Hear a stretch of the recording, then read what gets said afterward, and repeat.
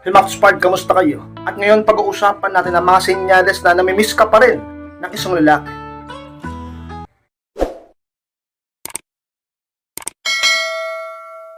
At kung handa na kayo, harap po tayo at muli, be inspired.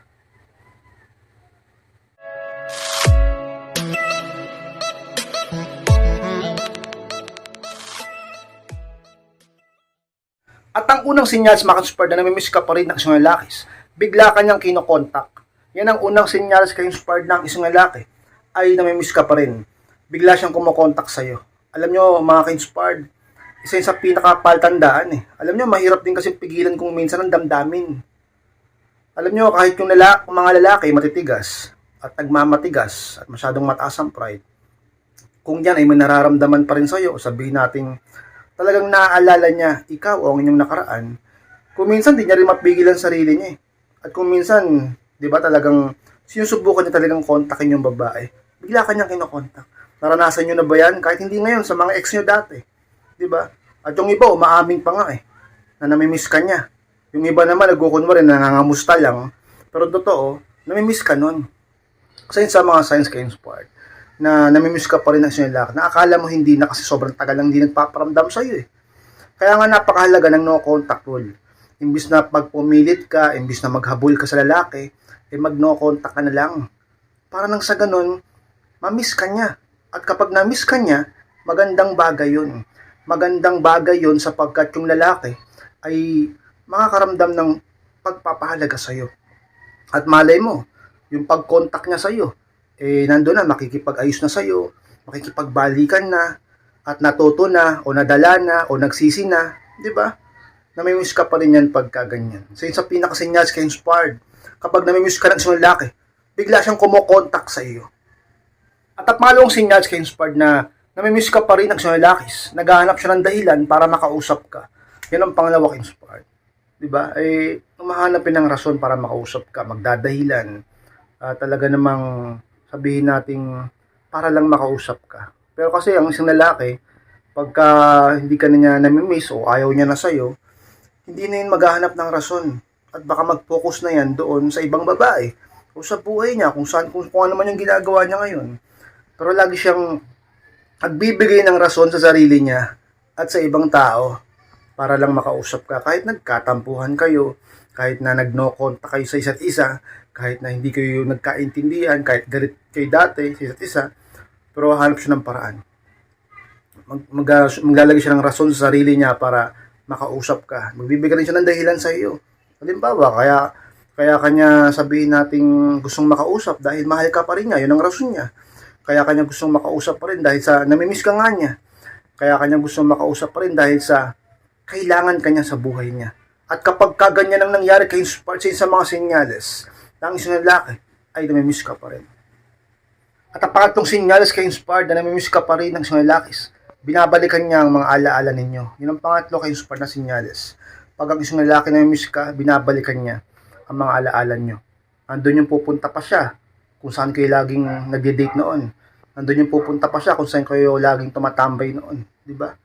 Andun yung bago siya matulog sa gabi, inaalala ka niya. Inaalala niya yung mga nakaraan niya. Sa mga signs. At alam yan ng ibang babae dyan. Dahil di ba yung ibang lalaki kasi nagkukwento eh. Di ba yung iba sa inyo, sinabi ng partner nyo na nung nagkalayo kayo, nung naghiwalay kayo dati, eh binabalikan niya raw yung mga nakaraan nyo. Di ba? Isa yun sa mga signs ka-inspired. At para malaman mo na ganyan nga nangyayari sa kanya, di ba yung iba, yung ibang kaibigan, sinasabi, uy, yung ex mo nandun sa sa tambayan niya, sa pinupuntahan niya dati, sa kinakainan niyo, siya lang mag-isa. Ano ibig sabihin nun? Pupunta siya kung saan kayo laging kumakain noon. Binabalikan niya yan. Malalaman mo din yan. So yun sa mga signs na namimiss ka pa rin niya, o maring talagang mahal ka pa rin niya, ka-inspire. Pang-apat na sinyals ka-inspire na namimiss ka pa rin ang isang lalaki. Napapansin niya mga maliliit na pagbabago sa iyo. Yun ang pang-apat ka-inspire. Kahit yung mga maliliit na pagbabago sa iyo, napapansin niya yan. Kahit sabihin natin ka-inspired na hindi naman masyadong pinapansin na ng iba, pero siya napapansin niya pa yan. Halimbawa, yung pagbabago ng ugali mo, yung pagbabago ng ginagawa mo, yung pagbabago ng itsura mo, at kahit pa sabihin natin pagbabago ng sabihin natin mismong buhay mo, na kahit konti lang yung pagbabago, napapansin niya. Kasi namimiss ka niya. Pag ang lalaki namimiss ka, nag-i-stalk na yan sa'yo. Pag ang lalaki namimiss ka, nagtatanong-tanong na yan sa'yo. Pag ang lalaki namimiss ka, nag-spy na yan sa'yo. Nag-observe na yan sa'yo. Nang hindi mo nalalaman. Diba? Tapos pag nagkaayos kayo, nagkabalikan kayo, malalaman mo na lang, marami na siyang kinukwento sa'yo. Nagtataka ka na lang, paano niya nalaman yun? Bakit niya napansin yun? Eh, hindi nga kayo nagkikita, hindi kayo nag-uusap. Ganyan yan. Ibig sabihin yan, namimiss ka pa rin palagi ng isang lalaki, ka-inspired. Pangalamang sinyals ka-inspired na namimiss ka pa rin ng isang lalaki, nagtatanong siya tungkol sa love life mo, hindi pa lumaki-inspired. Curious na siya. Alam nyo, pag lalaki, hindi ka namimiss, wala yung pakialam sa iyo. Wala rin yung pakialam kahit may bago ka na. Wala rin yung pakialam kahit may ini-entertain ka na. Wala rin yung pakialam kung may nanliligaw na sa iyo. Pero dahil sa namimiss ka pa rin niya, at ang ibig sabihin nun, mahal ka pa rin niya, eh, ano yan, nakakurious yan kung may bago ka na ba, kung may bago ka na bang partner, o may nanliligaw na ba sa iyo, o may ini-entertain ka ba. Diba? Nandun pa rin, meron pa rin siyang damdamin sa iyo. Kaya ka nga niya namimiss pa eh. 'Di ba? O ngayon, magtataka ka pag tinanong kanya ng ganyan o pinatanong niya sa kaibigan niyo. Na pinapatanong ng nagtatanong ng ex mo o yung partner mo, kung may bago ka na daw o kung kamusta love life mo. O kaya siya mismo nangangamusta, nagchat-chat sa iyo. Tinatanong kung kamusta love life mo.